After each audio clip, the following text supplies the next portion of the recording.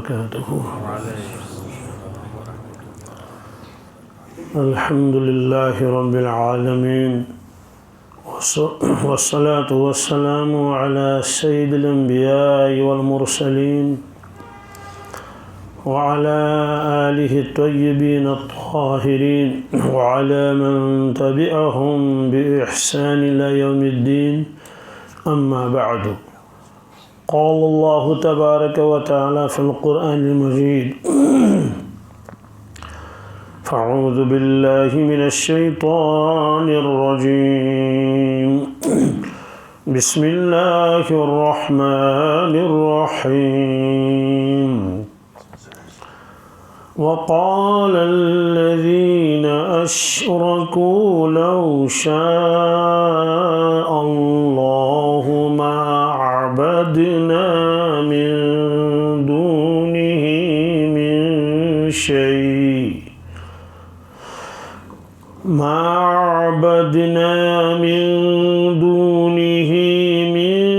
شيء نحن ولا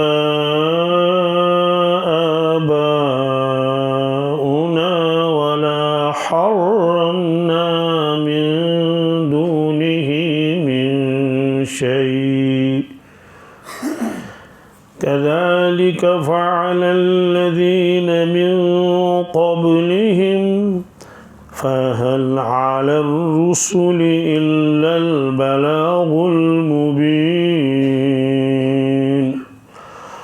ولقد بعثنا في كل أمة رسولا أن اعبدوا الله واجتنبوا الطاغوت فمنهم من هدى الله ومنهم من حقت عليه الضلالة فسيروا في الأرض فانظروا كيف كان عاقبة المكذبين.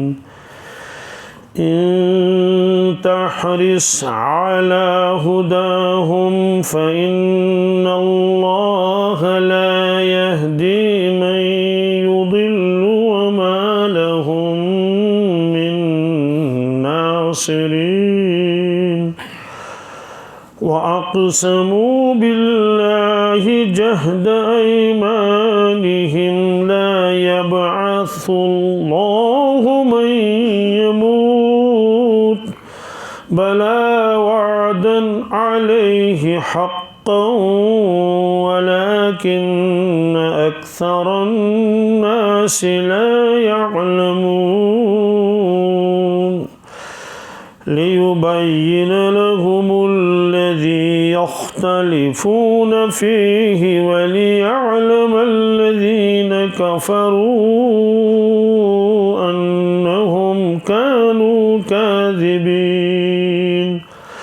إنما قولنا لشيء إذا أردناه أن نقول له كن فيكون. صدق الله العظيم. یہ سورہ نحل کا 5واں رکوع ہے. آیت نمبر 24 ہے. اس سے پہلے یہ مضمون آیا تھا کہ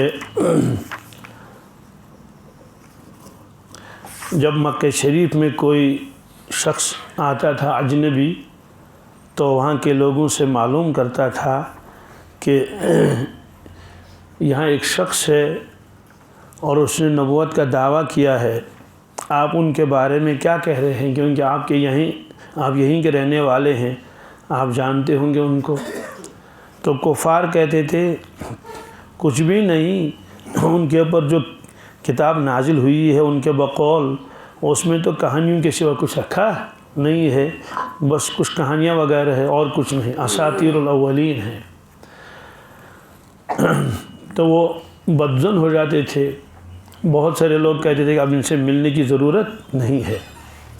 اللہ تعالیٰ فرماتے ہیں کہ انہوں نے مکر و فریب کے بڑے بڑے محل بنائے تھے، آخر میں نے ان سبوں کے اس مکر و تدبیر کے محلات کو کیا کر دیا؟ ختم کر دیا۔ اور اس سے پہلے بھی انبیاء علیہ الصلوۃ والسلام کے ساتھ لوگوں نے ایسا ہی معاملہ کیا، تو حصی عذاب بھی ان پر آ گیا کہ مکانات گر گئے، اس کی آواز تھوڑا کم کر لیں، چھتیں گر گئی، زمین بوس ہو گئے، اور وہ سب ختم ہو گئے۔ پھر فرمایا تھا اللہ تبارک تعالیٰ نے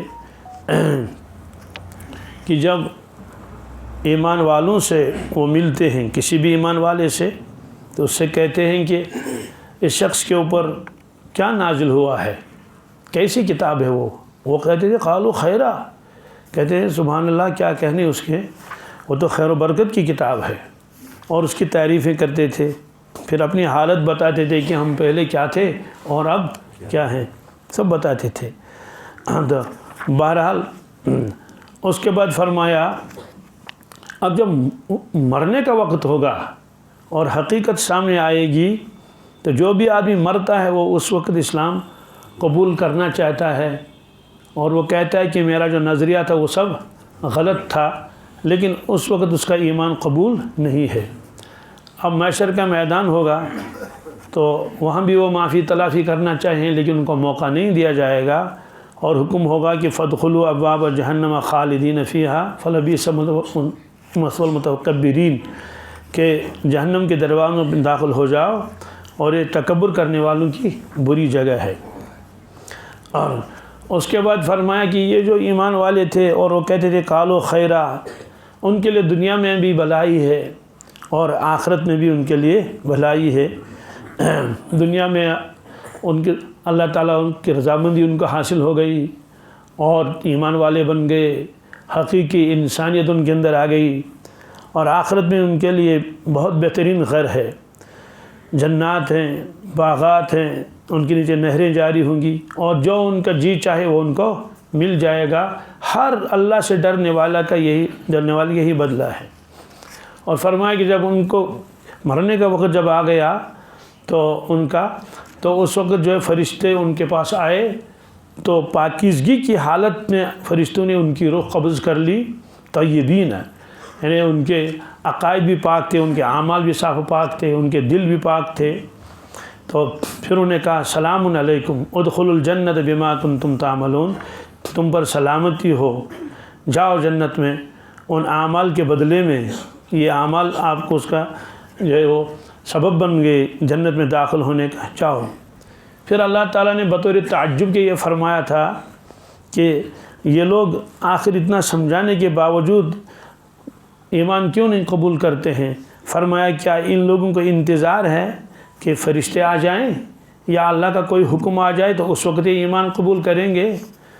تو عذاب کے فرشتے آ گئے بہت ساری قوموں کے پاس، تو انہوں نے اس وقت کہا تھا کہ ہم ایمان لائیں گے، لیکن ان کا ایمان قبول، اللہ فرماتے ہیں کیا اہل مکہ بھی ان کو اسی کا انتظار ہے ان کو۔ بڑا فرمایا اللہ تعالیٰ نے آخر میں وما ظلمهم اللہ ولکن كانوا انفسهم یظلمون، اللہ تبارک تعالیٰ نے ان لوگوں پر ظلم نہیں کیا، البتہ ان لوگوں نے اپنے اوپر خود ظلم کیا اللہ کی نافرمانی کر کے۔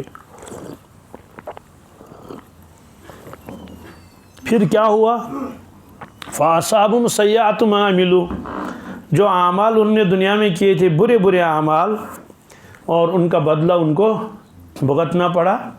اور جس چیز کا وہ مذاق کرتے تھے، قیامت کا مذاق اور مرنے کے بعد دوبارہ زندہ ہونے کا مذاق، یہ جس کا مذاق کرتے تھے، تو اس عذاب نے ان کو گھیرے میں لے لیا۔ آج کے رکوع میں اللہ تعالیٰ فرماتے ہیں کہ جب ان سے کہا جاتا تھا کہ تم کفر شرک مت کرو اور یہ چیزیں اللہ تعالیٰ کو پسند نہیں ہیں، تو وہ جواب میں کہتے تھے کہ اگر اللہ تعالیٰ چاہتا ہم کو یہ کام کرنے ہی نہیں دیتا، اگر یہ چیزیں بری ہوتی، ہاتھ پکڑ کے اللہ تعالیٰ فرماتے ہیں نہیں، میں ناراض ہوں ان چیزوں سے۔ وقال الذین اشرکوا لو شاء اللہ ما عبدنا، تو مشرکین نے کہا اگر اللہ تعالیٰ چاہتا تو ہم عبادت نہیں کرتے من دون ہی، اللہ کے علاوہ، من شیء، کسی چیز کی، نہ ہم کرتے، ولا آباؤنا، نہ ہمارے آباء و اجداد کرتے، ولا حرمنا من دونه من شیء، اور ہم کسی چیز کو حرام قرار نہیں دیتے۔ معلوم یہ ہوا کہ ہم جو کر رہے ہیں اللہ تعالیٰ کو یہ پسند ہے، اگر ناپسند ہوتا تو ہم کو کرنے نہیں دیتا، پکڑ لیتا ہم کو۔ اسی طرح سے جن چیزوں کو ہم نے حرام کیا ہے تو ہم ان کو حرام ہی نہیں کرتے، اللہ تعالیٰ حرام نہیں مانتے نہیں۔ حرام کن چیزوں کو کرتے تھے؟ بہت سی چیزوں کو انہوں نے حرام قرار دیا تھا، اور اس کی نسبت وہ کرتے تھے دین ابراہیمی کی طرف، کس کی؟ کہ یہ ابراہیم علیہ السلام کے دین میں حرام تھا، اور اپنے کو آپ کہتے تھے ہم ملت ابراہیمی پر ہیں۔ اس کا جواب اللہ تعالیٰ نے فرمایا کہ میں نے ان چیزوں میں سے کسی چیز کو انسانوں کے اوپر حرام نہیں کیا۔ اس کا دودھ استعمال کر سکتے ہیں، اس کا گوشت استعمال کر سکتے ہیں، اور ان کے اوپر سواری بھی کر سکتے ہیں، یہ سب چیزیں۔ یہ سورہ مائدہ میں ہے، ما جعل اللہ من بحیرۃ ولا سائبۃ ولا وصیلۃ ولا حام ولكن الذين كفروا يفترون على الله الكذب واكثرهم لا يعقلون۔ اللہ تعالیٰ فرماتے ہیں میں نے بحیرہ کو اور سائبہ کو اور وسیلے کو اور حام کو میں نے ان کو حرام نہیں کیا، اور ولیکن لوگ جو ہے وہ یہ اللہ پر جھوٹ باندھتے ہیں کہ اللہ نے ان چیزوں کو حرام کیا ہے، اور اکثر لوگ عقل ہی نہیں رکھتے ہیں۔ سوال یہ کیا کیا چیز ہے یہ بحیرہ اور سائبہ؟ یہ اصل میں مختلف نام ہیں۔ زمانے جاہلیت میں مشرکین نے ان جانوروں کے یہ نام رکھے تھے۔ بحیرہ اس جانور کو کہتے تھے، چاہے وہ اونٹ ہو، چاہے وہ گائے ہو، یا اور کوئی جانور ہو، تو اس کے کانوں کو وہ چیرتے تھے، ایسے نشانہ لگاتے تھے، پھر کہتے تھے اس کا دودھ ہم استعمال نہیں کر سکتے، ہم استعمال، تو اس کا دودھ جو ہے وہ بتوں کے نام پر وہ وقف کرتے تھے۔ تو نشانہ ہوتا تھا اس جانور کے کان میں، وہ چیرتے تھے کان کو۔ سائبہ یہ ایک اور جانور تھا، اس کو آزاد چھوڑ دیا جاتا تھا کہ اس پر سواری نہیں کر سکتے، کوئی بھی اونٹ ہو، کچھ بھی ہو، اور جو یہ بالکل آزاد ہے، تو یہ بتوں کے نام پر چھوڑ دیا جاتا تھا۔ تو وسیلہ اس اونٹنی کو کہتے تھے کہ جو لگاتار اتنے مادہ بچے جنے، بھائی آپ اس کو ہم استعمال نہیں کر سکتے ہیں، نہ اس پر بوجھ ڈال سکتے ہیں، نہ اس پر سواری کر سکتے ہیں۔ اسی طرح سے حام یہ ایک اونٹ کا نام رکھا تھا۔ تو بہرحال خلاصہ یہ ہے کہ یہ مشرکین کہتے تھے کہ اگر اللہ تبارک تعالیٰ کو ہمارے شرک ناپسند ہوتا تو ہمیں روک لیتا، ہمیں وہ کرنے نہیں دیتا، زبردستی کر لیتے، یہ مت کرو، میں اس سے ناراض ہوں۔ اور جو چیزیں ہم نے حرام کر رکھی ہیں، اگر یہ اللہ تعالیٰ نے حرام نہیں کی ہوتی، ہم نے کی، تو اللہ تعالیٰ کو اختیار ہے، وہ ہم کو پکڑ لیتا کہ بھائی یہ چیزیں میں نے حرام نہیں کی ہیں، زبردستی کہتے پی لو اس کا دودھ، زبردستی ان سے کہتے کہ ان سے کام لے لو۔ تو اس لیے یہ لوگ کہتے تھے کہ اگر اللہ تعالیٰ چاہتا، یہ کہیں گے وہ۔ پھر فرمایا کہ كَذَلِكَ فَعَلَ الَّذِينَ مِن قَبْلِهِمْ، اس سے پہلے بھی لوگوں نے ایسا ہی کیا، کہ وہ بھی یہی دلائل دیتے تھے کہ اگر اللہ تعالیٰ کو یہ ناپسند ہوتا تو وہ ہم کو یہ کرنے نہیں دیتا۔ اللہ تعالیٰ فرماتے ہیں فَحَلْ عَلَى الرُّسُلِ إِلَّا الْبَلَاغُ الْمُبِينَ، انبیاء علیہ السلام کے ذمے صرف پہنچانا ہے، کیا؟ اللہ تعالیٰ کی بات پہنچانی ہے، تبلیغ کرنا ہے، لیکن زبردستی کسی کو وہ نہیں کر سکتے۔ لا اکراہ فی الدین، دین میں کوئی زبردستی ہے بھی نہیں۔ یہ اللہ تعالیٰ نے فرمایا کہ انبیاء علیہ السلام کے ذمے کیا ہے۔ ایک جگہ فرمایا لست علیہم بمسیطر الا من تولی وکفر، یا رسول اللہ صلی اللہ علیہ وسلم یہ آپ کی بات نہیں مانتے ہیں، نہ مانے، آپ کے اوپر ذمہ داری نہیں ہے، آپ سے اللہ یہ نہیں پوچھیں گے محشر کے میدان میں انہوں نے اسلام قبول کیوں نہیں کیا، یہ آپ کی ذمہ داری نہیں ہے۔ ہاں آپ کی ذمہ داری یہ ہے کہ آپ اللہ تعالیٰ کے کلام کو اور اس کے احکامات کو ان کے پاس پہنچائیں، اور وہ آپ پہنچا رہے ہیں۔ بلاغ المبین، اور اس بلاغ المبین کے اندر اگر وہ رکاوٹیں ڈال دے تو نبی رکنے والا نہیں ہے۔ وہ واقعہ بار بار آتا بھی ہے اور آپ کے ذہنوں میں بھی ہے، وہ یہ ہے کہ اللہ کے نبی صلی اللہ علیہ وسلم کو انہوں نے ایک مرتبہ بلایا مشرکین مکہ نے، تو پھر ان کو بتا دیا کہ آپ یہ چھوڑ دو، یہ تبلیغ وغیرہ کرنا، یہ لا الہ الا اللہ وحدہ لا شریک یہ کہنا چھوڑ دو، آپ ہمارے جو اپنا دین ہے، ہمارا آبائی دین، اس پر آ جاؤ۔ تو اس کے لیے انہوں نے کچھ لالچیں بھی دے دی کہ آپ چاہیں تو ہم پورے مکہ کا آپ کو بلا مقابلہ سردار بنا لیں گے، اور اس زمانے میں قوم کے سردار کی وہی حیثیت ہوتی تھی جو بادشاہ کی ہے، کیا جو حکم دے گا مان لیں گے۔ دوسری چیز یہ ہے کہ ہم مال و دولت جمع کر لیں گے، آپ کی خدمت میں پہنچائیں گے، کہ انسان کا مقصد تو یہ ہوتا ہے کہ مال و دولت ملے اور لوگ میرے پیچھے پیچھے چلیں، تو یہ ہم سب کر لیں گے۔ تیسری چیز یہ ہے کہ اگر آپ کہیں نکاح کرنا چاہتے ہیں تو اس کا بھی ہم انتظام کر لیں گے، اور اہل عرب کے یہاں اس وقت یہ کوئی نہیں تھا کہ کتنے نکاح کر لو، کیا کسی کے نکاح میں 10 عورتیں، کسی کے 15، کسی کے کچھ، تو بہرحال فرمایا اس کا بھی انتظام کر لیں گے، آپ اس چیز کو چھوڑ دیں تبلیغ۔ تو آپ نے اس کے جواب میں فرمایا یہ چیزیں تو چھوٹی ہیں، یہ چیزیں تو ان کو رہنے دو، اگر آپ سورج کو بھی لائیں گے اور چاند کو بھی لائیں گے، اور سورج کو میرے دائیں ہاتھ پر رکھیں، چاند کو میرے بائیں ہاتھ پر رکھیں، تب بھی میں اس دعوت کو چھوڑوں گا نہیں۔ تو بہرحال فرمایا کہ انبیاء علیہ الصلوۃ والسلام کے ذمے ہوتا ہے کہ وہ اللہ تعالیٰ کا پیغام لوگوں تک پہنچائیں اور کسی کو زبردستی نہ کریں، مجبور نہ کیا جائے گا کسی کو۔ ہاں ان کے سامنے بتا دیا جائے گا کہ ایمان قبول کرو گے تو اللہ کی رضامندی مل جائے گی، مرنے کے بعد جو زندگی آنے والی ہے لامحدود زندگی، اس میں آپ کو یہ ملے گا، یہ ملے گا، جنت کی بشارت دے دی جائے گی، اور اسی طرح سے نہیں مانو گے تو اللہ تعالیٰ کے جیل خانے میں جانا پڑے گا، ابداً ابدا کے لیے دوزخ میں جانا پڑے گا۔ یہ ہے انبیاء علیہ الصلوۃ والسلام کے ذمے۔ تو یہ لوگ کہتے تھے کہ اگر اللہ تبارک تعالیٰ کو یہ چیزیں ناپسند ہیں تو اللہ تبارک تعالیٰ ضرور ہم کو ان چیزوں سے روک لیتا، تو اس کا جواب اللہ تعالیٰ نے یہ دے دیا کہ فَهَلْ عَلَى الرُّسُلِ إِلَّا الْبَلَاغُ الْمُبِينُ۔ پھر اللہ تعالیٰ نے فرمایا کہ حضرت رسول اللہ صلی اللہ علیہ وسلم جیسے ہم نے ان کو بھیجا ہے مکہ شریف والوں کی طرف سب سے پہلے، اس طرح سے ہم نے اور امتوں کی طرف بھی نبیوں کو بھیجا ہے۔ وَلَقَدْ بَعَثْنَا فِي كُلِّ أُمَّةٍ رَسُولًا، بے شک ہم نے بھیجا ہر امت میں ایک ایک رسول، اور ان تمام رسولوں کی دعوت ایک ہی تھی، ان اعبدوا اللہ، کہ تم اللہ کی عبادت کرو۔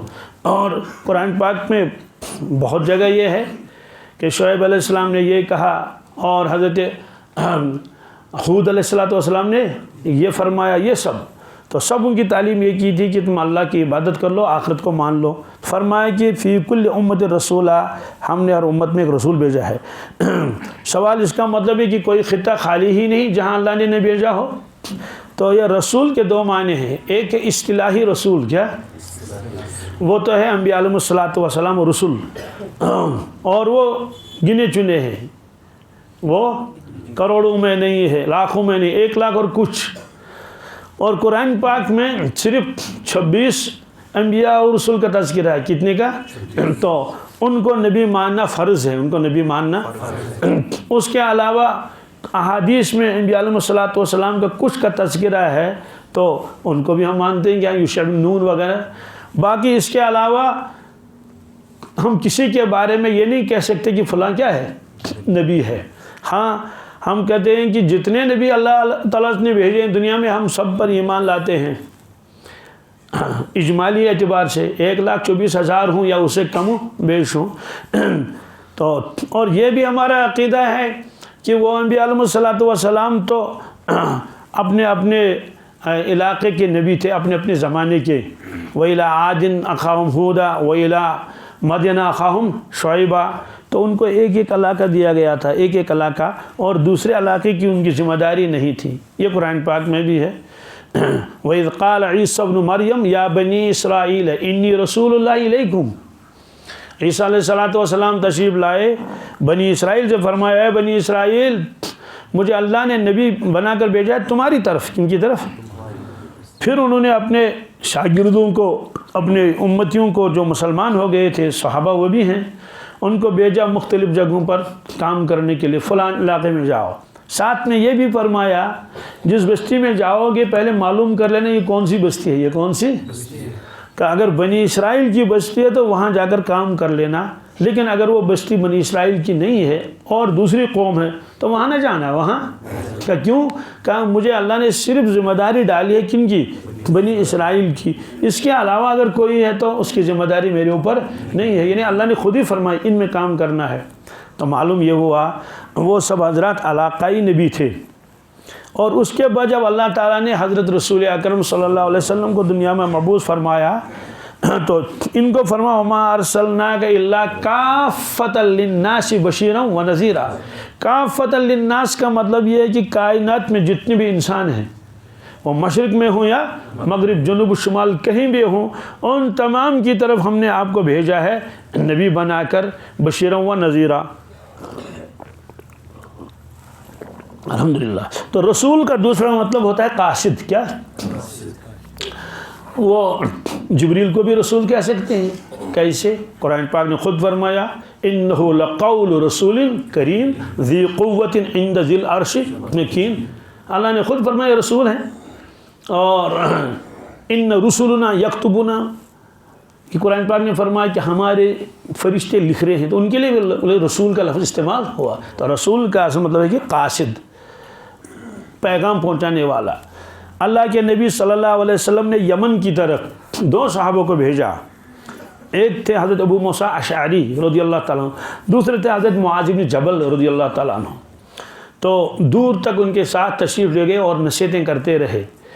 دیکھو یسرا ولا تعسرا وبشرا ولا تنفرا، فرمایا دیکھو وہ نو مسلم ہیں، کیا ہیں؟ وہاں جاؤ گے تو ان کو بشارت دے دینا۔ کیا دینا؟ جنت کی بشارت، اللہ تعالیٰ کی خوشنودی کی بشارت، یہ۔ اور ولا تنفرا، تم متنفر نہ کرنا، کیا مطلب ان کو بشارت سنا لو کہ تم اسلام قبول، انہوں نے اسلام قبول کر لیا، اعمال کی دعوت دے دو، ترغیب دے دو ان کو، اور نرمی کے ساتھ ان کو سمجھاؤ وغیرہ ذالک۔ یسرا، دیکھو آسانی کا معاملہ کرنا، کیا؟ ولا تعسرا، ان کو مشقت میں مت ڈالنا، آہستہ آہستہ آہستہ آہستہ وہ کام کر لیں گے۔ اس سے معلوم ہوا کہ اگر کوئی شخص نیا اسلام میں آیا ہے یا توبہ کر کے آیا ہے تو ایک ہی دن اس کے اوپر اتنا بوجھ نہیں ڈالنا۔ بھائی 5 نمازیں بھی پڑھنی پڑیں گی اور تہجد بھی پڑھنی پڑے گی اور اشراق و چاش بھی پڑھ لو، وہ کہے گا بھائی میں تو بڑی پریشانی میں مبتلا ہو گیا۔ جیسے ایک نو مسلم تھا، اس کو تبلیغ والے اپنے ساتھ لے گئے، تو اب انہوں نے کہا کہ دیکھو اشراق کی یہ فضیلت ہے، اشراق بھی پڑھوائی، اور چاش کی یہ فضیلت ہے۔ اس نے سمجھ گیا کہ یہ میرے بس کی بات۔ اس سے کہتے کہ بھائی آپ نئے نئے آئے ہیں، آپ آرام کر لو، آپ آرام، یہ پرانے لوگ ہیں، ان کو معلوم ہے فرض کیا ہے اور سنت کیا ہے اور واجب کیا ہے۔ تو وہ گھبرا گیا بیچارہ، اس نے کہا میرے بس میں یہ، چونکہ وہ مسجد میں ہی تھے نا، توابین بھی اسے پڑھا دے اور کیا کیا۔ اسے فرمایا کہ یسرا ولا تعسرا، آپ آسانی کا معاملہ کر لینا وہاں، اور ان کو مشقت میں مت ڈالنا۔ پھر آخر میں آپ نے حضرت معاذ بن جبل سے فرمایا بما تقضی، کیا تم فیصلے کیسے کرو گے وہاں؟ کیونکہ فیصلے کی بھی تو ضرورت پیش آئے گی نا۔ 2 آدمی کے درمیان میں جھگڑا ہو گیا ہے، کہیں وراثت کا جھگڑا ہے، کہیں لین دین کے اوپر جھگڑا ہو گیا، تو فیصلہ کیسے کرے گا؟ انہوں نے کہا اقضی بکتاب اللہ، میں فیصلہ کروں گا قرآن مجید کے مطابق۔ کس کے؟ آپ نے فرمایا اگر قرآن پاک میں وہ نہ ملے، قرآن پاک میں وہ چیز نہ ملے جس کا فیصلہ کرنا ہے، انہوں نے کہا پھر میں اللہ کے نبی صلی اللہ علیہ وسلم کی احادیث کو سامنے رکھ لوں گا تو اس سے فیصلہ کروں گا۔ آپ نے فرمایا اگر اس میں بھی نہ ملے، اس نے کہا کہ اجتہد برائی، کیا تو میں اپنی عقل لڑاؤں گا، کیا کروں گا؟ قرآن و حدیث کو سامنے رکھ کر دیکھوں گا کہ اس کا مجھے کہیں حل ملتا ہے یا نہیں۔ صراحت نہ ملے تو اجتہاد کروں گا، کیا کروں گا؟ تو آپ ناراض نہیں ہو گئے کہ اجتہاد کیوں کرے؟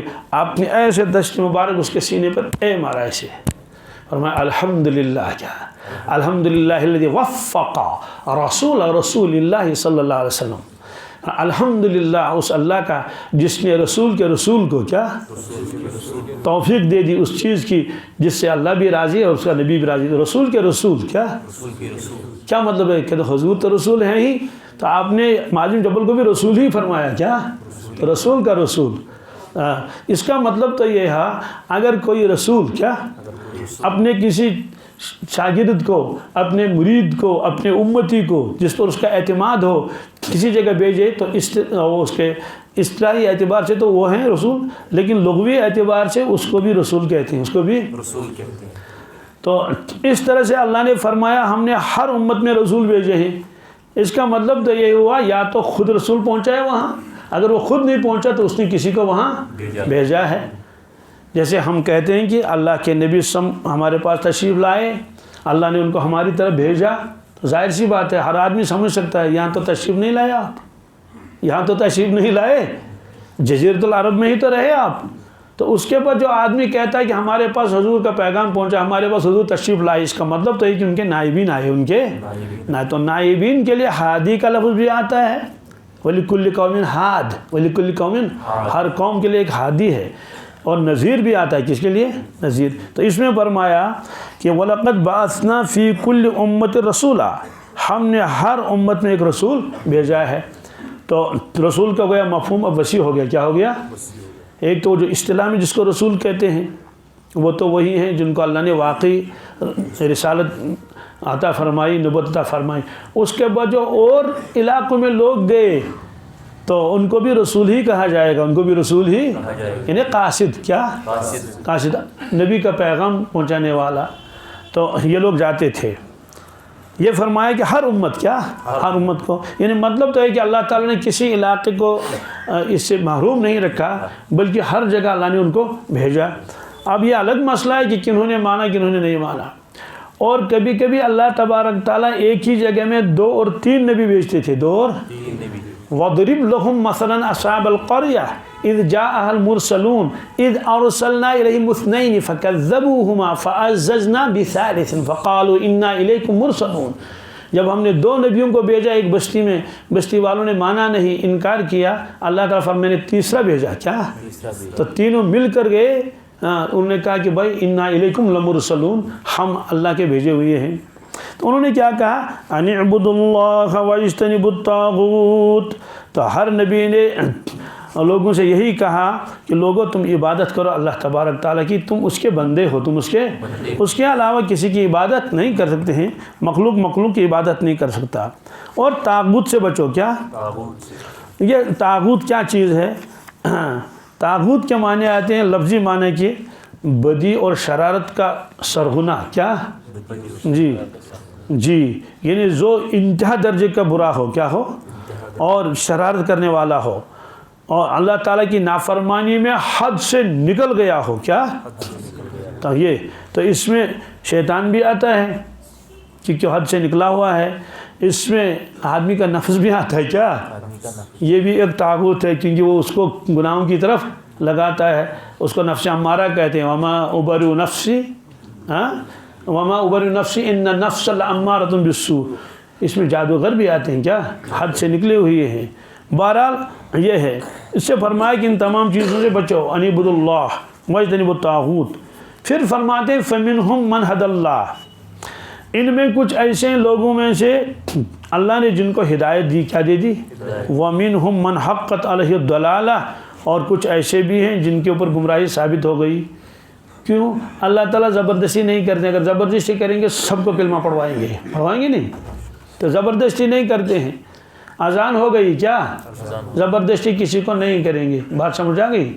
بھائی اذان ہو گئی، ترغیب دے دی آ جاؤ، اور اگر زبردستی کرنا چاہے، مثلا بادشاہ وہاں سعودیہ میں تو ان کو زبردستی پولیس آتی تھی اور ان کو دکانیں کیا کرواتی تھی؟ بند کرواتی تھی۔ اب قانون بدل گیا، اب کہا بھائی اذان ہو جائے، جس کو چاہے جائے، تو جس کو جو نہ جائے تو مت کرو اس کو۔ اس لیے اب وہ جو نمازوں کا پہلے اہتمام تھا نا، اس میں بڑی کمی آ گئی۔ کیوں؟ اب ان کو معلوم ہے ہمیں کوئی نہیں آئے گا، تو ورنہ وہ بلدیہ والے آتے تھے اور دیکھا نماز کے وقت میں دکان پر ہے تو کیا کرتے تھے، اس کو کبھی گاڑی میں بٹھا کے بہت دور چھوڑ دیتے، کیا؟ صحرا میں جا کے۔ اور خلاصہ یہ ہے کہ زبردستی کرنا چاہیں تو سب ان کو زبردستی وہ کروائیں گے، نمازیں پڑھوائیں گے، روزے رکھوائیں گے، لیکن اللہ تعالیٰ فرماتے ہیں کہ ہم کسی پر زبردستی نہیں کرتے ہیں۔ تو یہ فرمایا فسیروا فی الارض، اب حکم ہے کہ چلو زمین پر، کیا؟ یہ اہل عرب کو بھی بتایا جا رہا ہے اور عام حکم بھی ہے۔ فانظروا کیف کان عاقبۃ المکذبین، فانظروا دیکھو اور غور کرو کہ جھٹلانے والوں کا انجام کیا ہوا، جھٹلانے والوں کا یعنی جو جھٹلاتے تھے انبیاء علیہ الصلوۃ والسلام کا انجام دیکھو۔ چنانچہ بہت سارے بستیاں اب بھی ہیں، جب تبوک جاتے ہیں تو راستے میں وہ مدائن صالحہ آتے ہیں، ان کے مکانات آتے ہیں، ان میں کوئی بچہ سب ختم ہو گئے، سب کوئی بھی وہاں موجود ہیں۔ یہ قوم عاد کو بھی ہوا، قوم سمود کو بھی ہوا، اور نوح علیہ الصلوۃ والسلام کے زمانے میں تو وہ سارے ہی ڈوب کر ختم ہو گئے۔ تو اس لیے فرمایا کہ جا کے دیکھو کہ ان کا کیا انجام ہوا۔ اور ایسے ہی فرعون کے مکانات تو رہ گئے مصر میں ہی، اور خود فرعون اور اس کا لشکر ڈوب گیا کس میں؟ سمندر میں۔ قارون کا بھی یہی ہوا، چونکہ آج کھٹرات ہیں ان کے۔ اس لیے فرمایا کہ جھٹلانے والوں کا انجام کیا ہو، اس پر غور کرو۔ یعنی اگر تم نے بھی جھٹلایا، تمہارا انجام بھی ایسا ہی ہوگا۔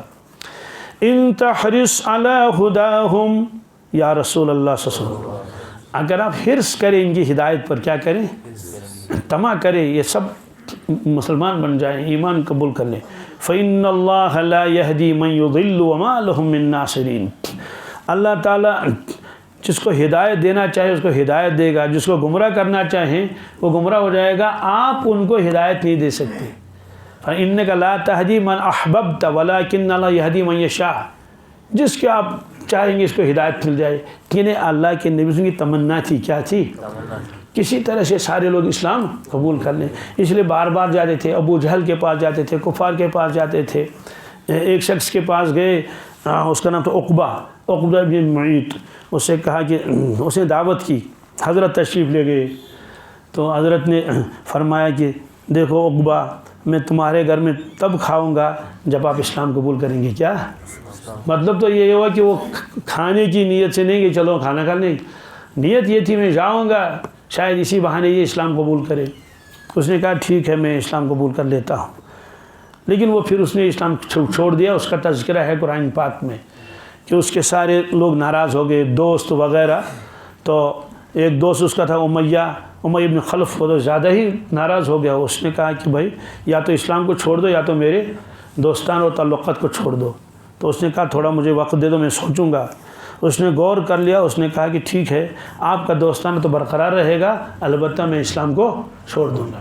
اس نے کہا اسی وقت جاؤ اور ڈھونڈو کہاں ہیں محمد رسول اللہ صلی اللہ علیہ وسلم، تو اس کے سامنے کہو کہ مجھے آپ کی ایمان اس کی ضرورت نہیں ہے، مجھے اپنے صحابہ میں شمار مت کرنا، میں اپنے آبائی دین پر ہوں اور میرے سارے رشتہ دار وغیرہ ناراض ہو گئے، اس لیے اس کے سامنے کہہ دینا۔ وہ گیا اور گستاخی بھی کی، کتاب تفسیر میں وہ گستاخی لکھی ہے، کیونکہ وہ اس کا دوست بہت ناراض ہو گیا۔ وہ یہ ہے کہ وہ تھوک واپس آ گئی، اس کے چہرے پر پڑ گئی، اور لکھا ہے جیسے تیزاب سے کھال جل جاتی ہے ایسے اس کا چہرہ جل گیا۔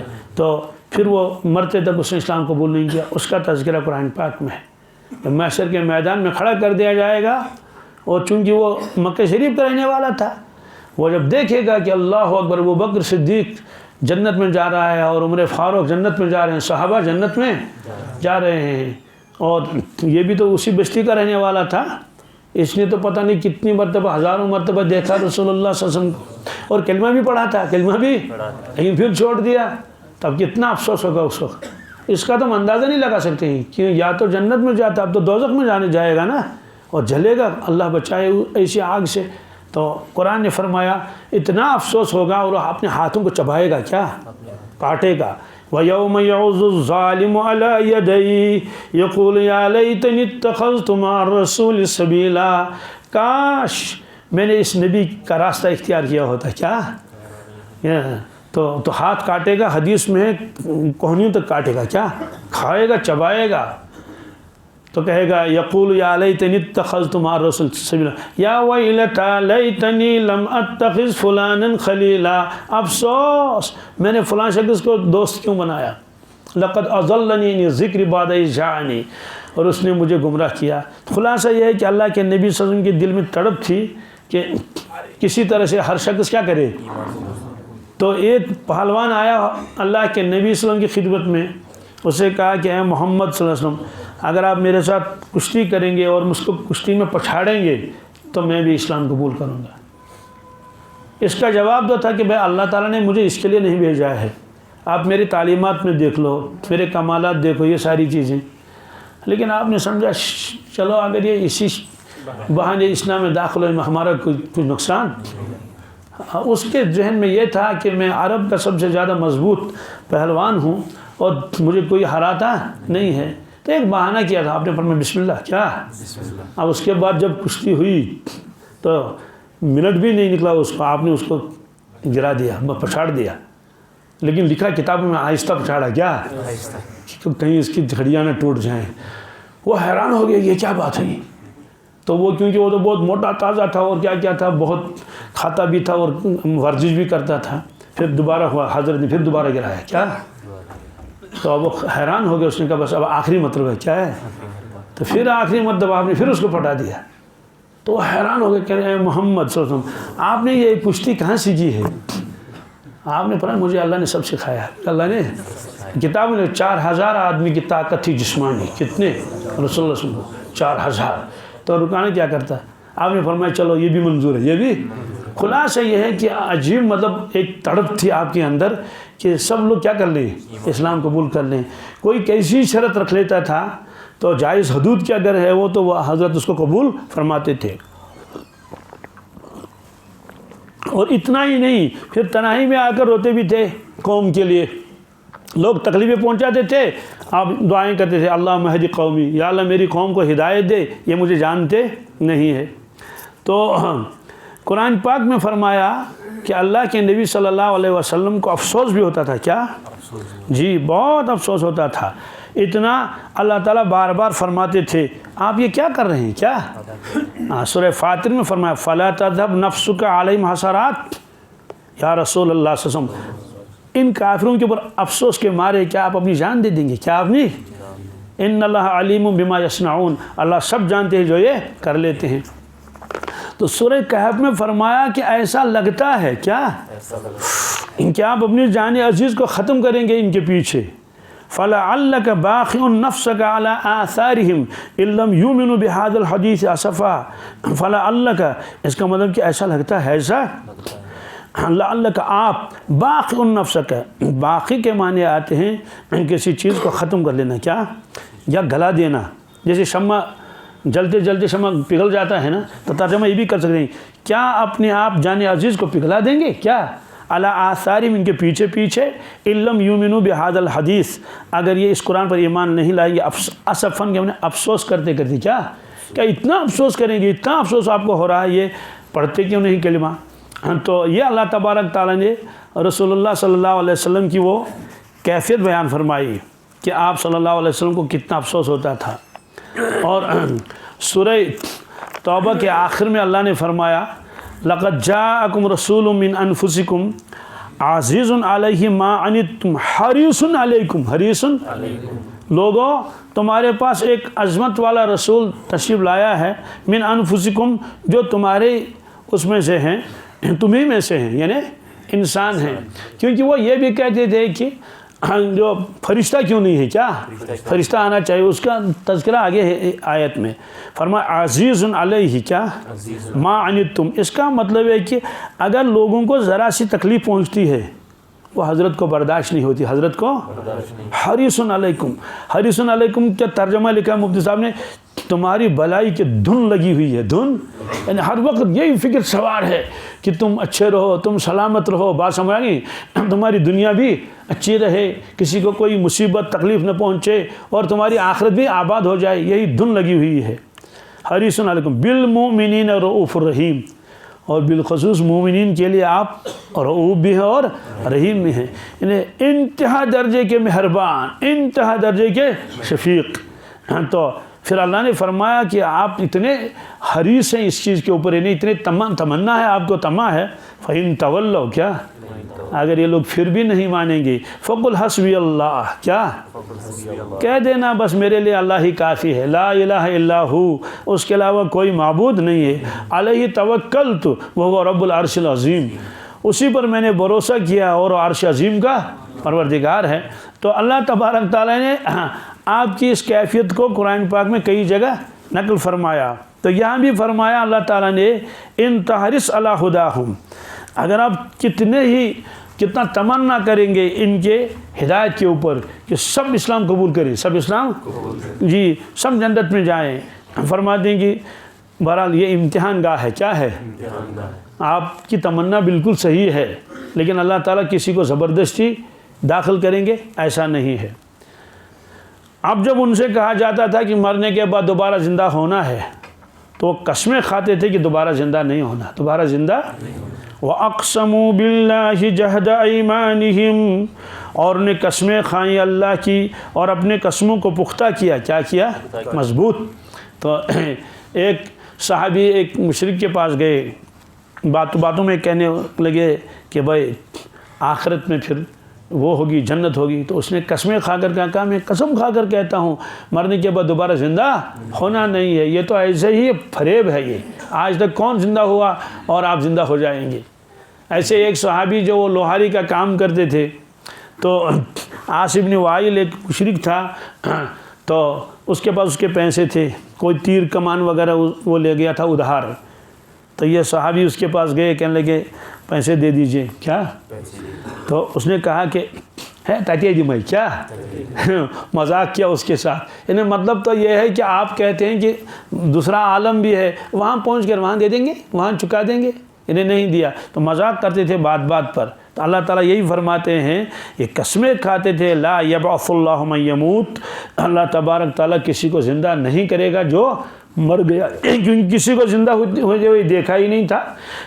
اور کبھی کبھی ایسا کہتے تھے حل ادلکم علی رجل ینبئکم اذا مزقتم کل ممزق انکم لفی خلق جدید، اجنبی انسانوں کا ہاتھ پکڑ کر لاتے تھے، آؤ ہم آپ کو ایک شخص سے ملائیں گے، وہ کہتا ہے کہ دوبارہ زندہ ہونا ہے، کیا؟ کہتے اچھا دوبارہ زندہ ہونا ہے، کون ہے وہ شخص؟ آؤ ہم دکھائیں، تو ہاتھ پکڑ کے کہتے تھے یہ ہے وہ صاحب محمد صلی اللہ علیہ وسلم۔ دیکھتے ہیں افطرا علی اللہ کذبا ام بہ جنہ، کہتے ہیں کہ یا تو یہ شخص نعوذ باللہ من ذالک جھوٹ بول رہا ہے، کیا؟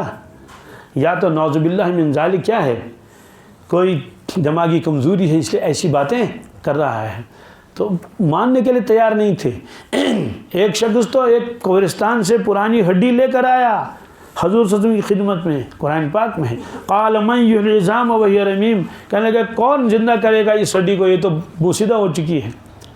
حضور یہ سنتے رہتے تھے اور غم ہوتا تھا ان کی کھوپڑی میں یہ باتیں کیوں نہیں آتی ان کے دماغ میں، تو جواب دیا اللہ تعالیٰ نے قل یحییھا الذی انشأ اول مرہ، آپ جواب دے دیجئے ان ہڈیوں کو وہی زندہ کرے گا جس نے پہلی مرتبہ ان کو پیدا کیا ہے۔ جب پہلی مرتبہ پیدا کیا اللہ تعالیٰ نے، جب کوئی مادہ ہی نہیں تھا، تب جب پیدا کیا، اب تو کچھ نہ کچھ موجود ہے، اب نہ کچھ تو کچھ، اب کیا مشکل ہے؟ اس لیے اللہ نے جواب دیا بلا وعدن علیہ حقا، بلا کیوں نہیں، کیا کیوں نہیں میں زندہ کروں گا لوگوں کو، وعدن علیہ حقا، میرا وعدہ سچا ہے، میرا وعدہ ولیکن اکثر الناس لا یعلمون، لیکن اکثر لوگ جانتے نہیں تھے۔ ایک روایت میں ہے یوزینی ابن آدم مجھے تکلیف دیتا ہے، ابن آدم مجھے اور مجھے برا بھلا کہتا ہے، تو کیا برا بھلا کہتا ہے؟ کہتے ہیں کہ اللہ تعالیٰ نے بیٹا بنایا، کہتے ہیں کہ میں احد ہوں، کیا ہوں؟ میں اکیلا ہوں، لم الد ولم اولد، ہاں میں نے کسی کو جنم نہیں دیا، نہ کسی نے مجھے جنم دے دیا، تو میں اکیلا ہوں، واحد ہوں، احد ہوں، میری اولاد نہیں ہے، اور بنی آدم مجھ کو جھٹلاتا ہے، کیوں؟ اللہ تعالیٰ فرماتے ہیں میں کہتا ہوں کہ میں دوبارہ زندہ کروں گا، بنی آدم کہتے ہیں کہ زندہ ہونا نہیں ہے، فرمایا یہ ہے تکذیب بنی آدم کی، لہذا یہ فرمایا اللہ تعالیٰ نے، اکثر لوگ نہیں جانتے ہیں، لِيُبَيِّنَ لَهُمُ الَّذِي يَخْتَلِفُونَ فِيهِ، سوال قیامت کیوں آئے گی، دوسرا عالم کیوں آئے گا؟ کہتے ہیں کہ تاکہ سب لوگوں کے سامنے بات کھل کر آ جائے، کیا ہے؟ کھل کر آ جائے کہ نبی سچے تھے، نبی اللہ کا کلام سچا تھا۔ دنیا میں یہ نہیں ہوگا، دنیا میں تو صرف دلائل دیے جائیں گے نا، دلائل دے سکتے ہیں کہ اللہ تعالیٰ جو دوبارہ زندہ کرے گا، دلائل دے دیں گے بہت سارے، لیکن ظاہر سی بات ہے کسی کو زندہ ہوتے دیکھا نہیں۔ الحمدللہ اب قرآن پاک نے فرمایا جگہ جگہ جو مرنے کے بعد زندہ ہونا ہے، جنت اور جہنم ہے۔ پھر فرمایا الہاکم التکاثر حتی زرتم المقابر، اے دنیا کے لوگوں تم کو غفلت میں ڈالا ہے مال کی لالچ نے، اور اتنے آپ اس میں منہمک ہو گئے دنیا کمانے میں اور ایک دوسرے سے آگے بڑھنے میں، ہوش ہی نہیں آیا، حتی زرتم المقابر، یہاں تک کہ تمہارے لاشیں قبروں میں پہنچ گئی۔ کہاں؟ کلا، ایسا نہیں کرنا چاہیے تھا، ایسا یہ چیز بالکل ٹھیک نہیں تمہارے لیے۔ سوف تعلمون، ان قریب تم کو معلوم ہو جائے گا، ان قریب تم کو۔ ثم کلا سوف تعلمون، پھر سنو، کلا، یہ کامیابی کی چیز نہیں تھی، 4 دن کی چاندنی تو تھی یہ، المال والبنون زینت الحیات الدنیا، یہ مال اور اولاد تو چند دنوں کی کیا ہے؟ زینت، ایک رونق ہے۔ والباقیات الصالحات، اصل چیز جو باقی رہنے والی ہے وہ تمہارے نیک اعمال تھے۔ خیر عند ربک، تمہارے پروردگار کے نزدیک سب سے بہتر چیز وہی ہے، تمہارا مال و دولت اس کے سامنے بہتر۔ خیر عند ربک ثوابا وخیر عملا، بدلے اور ثواب کے اعتبار سے، اور بہتر ہے امید کے اعتبار سے، یعنی انہی پر امید لگاؤ، انہی پر امید لگا لو کہ یہ نیک عمل مجھے میرے کام آئیں گے۔ تو بہرحال اللہ تعالیٰ نے فرمایا ثم کلا سوف تعلمون، کلا لو تعلمون علم الیقین، کاش اگر آخرت کا تمہارے اوپر یقین آتا، علم کی بنیاد پر۔ کس پر؟ تو لیکن مانا نہیں، پھر کیا ہوا؟ کلا لو تعلمون علم الیقین لترون الجحیم، یہ ہے وہ، ضرور بھی ضرور تم دیکھو گے جہنم کو۔ کیا دیکھو گے؟ وہ سامنے ہوگی۔ لترون الجحیم ثم لترونها عین الیقین، سبحان اللہ، پھر تم کو عین الیقین حاصل ہو جائے گا۔ پہلے تو علم الیقین تھا لیکن مانا علم الیقین، تو پھر تم اپنے آنکھوں سے دیکھو گے ایسے دوزخ کو۔ تو کہا جائے گا کیا یہ دوزخ نہیں ہے؟ وہ کہیں گے بالکل صحیح ہے۔ وَلَوْ تَرَىٰ إِذْ وُقِفُوا عَلَى النَّارِ، اے دیکھنے والے جب تم دیکھو گے کہ ان کو دوزخ کے آگ کے سامنے کھڑا کر دیا جائے گا، کنارے پر۔ کس پر؟ تو اللہ تعالیٰ فرمائیں کیا یہ سچ نہیں ہے؟ اس کو سب کہیں گے یہ سچ ہے۔ یہ اللہ تعالیٰ یہی فرماتے ہیں کہ مجھے قیامت برپا کرنی ہے، مجھے قیامت، ایک تو ہر شخص کو اس کے اعمال کا بدلہ ملے، دوسری چیز ہے الذی یختلفون فیہ، جس چیز میں لوگ دنیا میں اختلاف کرتے تھے، کوئی اللہ کو مانتا تھا کوئی نہیں مانتا تھا، کوئی نبی صلی اللہ علیہ وسلم کو مانتا تھا کوئی نہیں مانتا تھا، کہتے ہیں کہ اب ہم اس اختلاف کا فیصلہ کریں گے، اس اختلاف کا وہ فیصلہ ہوگا میدان محشر میں، اس میں سب ہوں گے اولین اور آخرین، فیصلے کا دن یوم الفصل۔ اسی طرح سے دنیا میں جس پر ظلم ہوا کیا وہ بدلہ نہیں لے سکا، وہ بدلہ تو ظاہر سی بات ہے اب اس کو ملے گا کب بدلہ؟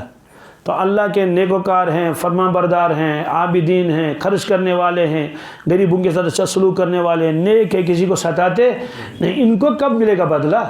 اور جنہوں نے لوگوں کو ستایا، مار دھاڑ کرتے ہیں، لوٹ کھسوٹ کرتے ہیں، ڈکیت کرتے ہیں، بات سمجھا گئی، اور مخلوق کو پریشان کر رکھا ہے، ان کو بھی تو اپنے کاموں کا بدلہ ملنا چاہیے۔ تو یہ تو حکمت کے خلاف ہے، ایک آدمی بہت نیک صالح ہے اور اس کو کچھ بھی نہیں مل رہا ہے، دوسرا عیش کر رہا ہے اور لوگوں کو جو ظلم کر رہا ہے تو اس کو کوئی سزا ہی نہیں۔ تو دنیا کے قانون میں بھی ایسا ہوتا ہے نا، جو اچھا کام کرتے ہیں ان کو ایوارڈ ملتے ہیں، ہے نا، اور جو گڑبڑ کرتے ہیں ان کی کیا ہے، ان کے خلاف وارنٹ نکلتا ہے، ان کو جیل میں ڈال دیا جائے، بھائی اس نے فلاں جگہ یہ خیانت کی، فلاں جگہ یہ چوری ثابت ہو گئی۔ تو اللہ تعالیٰ فرماتے ہیں میں نے آخرت کا دن اسی لیے رکھا ہے، میں نے آخرت کے دن تاکہ اولین آخرین کو جمع کر لوں گا، وہاں فیصلے ہوں گے۔ بہت سارے مظلوم دنیا میں ایسے ہوتے ہیں، آسمان کی طرف دیکھ دیکھ کے کہتے ہیں کہ جو ہے وہ ہم ان سے بدلہ نہ لے سکے، تو وہ پھر اللہ ہی پر چھوڑتے ہیں کہ وہیں اللہ تعالیٰ ڈھونڈیں گے آپ کے ساتھ۔ ایک شخص نے ایک پر بہت ظلم کیا، تو یہ سچا واقعہ ہے، مسجد ایک ہی تھی، مسجد، ظالم بھی وہی نماز پڑھتا تھا، مظلوم بھی، تو اب وہ بیچارہ کیا کرے گا، وہ تو مظلوم ہے، اور عام طور سے تو جو امیر ہوگا، مالدار ہوگا، بڑا آدمی، اس کی لوگ کیا کرتے ہیں، وہ اسی کی وہ کر لیتے ہیں، سپورٹ کرتے ہیں، اس بیچارے کو تو کوئی پوچھتا ہی نہیں، وہ آخر میں بالکل وہ دل شکست ہو جاتا ہے، اس کا دل ٹوٹ جاتا ہے، بس وہ کہتا ہے اب میرا اللہ کے علاوہ میرا کوئی نہیں ہے، میں کہ سائر نہیں تسلیم، میں کہ سائر نہیں۔ تو وہ آیا محراب میں، ابھی نماز میں چند منٹ تھے، 5-6 منٹ تو آیا اور اپنی ٹوپی سر سے اتاری، کیا ایسے ہاتھ میں لکھی، کہنے لگے ہے ابو پوچھ سے نہیں کیے کیا آسمان پوچھنے میں خدا میں پوچھنے، یعنی میں آپ سے بدلہ نہیں لے سکا، اب اللہ ہی آپ سے بدلہ لے لے۔ ٹوپی سر پر رکھ کے آگے پھر بیٹھ گئے۔ پھر تو کہتے ہیں ساتھ حسن، کیا قبولیت کی گھڑی، لگتا ہے کہ اس وقت قبولیت کی گھڑی تھی، اور اس کا دل ٹوٹا ہوا تھا، بہت مظلوم تھا، اس نے بہت ستایا تھا اس کو۔ پھر اس کے بعد حالات ایسے ہو گئے تو بس یوں مان لو کہ اس کو سزا دنیا میں ہی ملی، باقی تو آخرت میں ملے گی۔ اس لیے اللہ تعالیٰ فرماتے ہیں کہ ہم ضرور قیامت قائم کریں گے، کیوں؟ لِيُبَيِّنَ لَهُمُ الَّذِي يَخْتَلِفُونَ فِيهِ، تاکہ ان کے لیے سامنے آ جائے صاف بات کہ کس کا عقیدہ صحیح تھا، کس کا عقیدہ غلط تھا، کون سیدھے راستے پر تھا، کون سیدھے راستے پر نہیں تھا۔ وَلِيَعْلَمَ الَّذِينَ كَفَرُوا، اور تاکہ یقین آ جائے کفار کو، انہم کانوا کاذبین، کہ ہم ہی جھوٹے تھے، کیا ہاں وہ یقین کر بھی زبانوں سے کہیں گے ہم جھوٹے تھے، تاکہ یقین ہو جائے کہ یہ دنیا میں نہیں ہو سکتا، یہ دنیا میں جب تک وہ اپنی آنکھوں سے ان چیزوں کو دیکھیں گے۔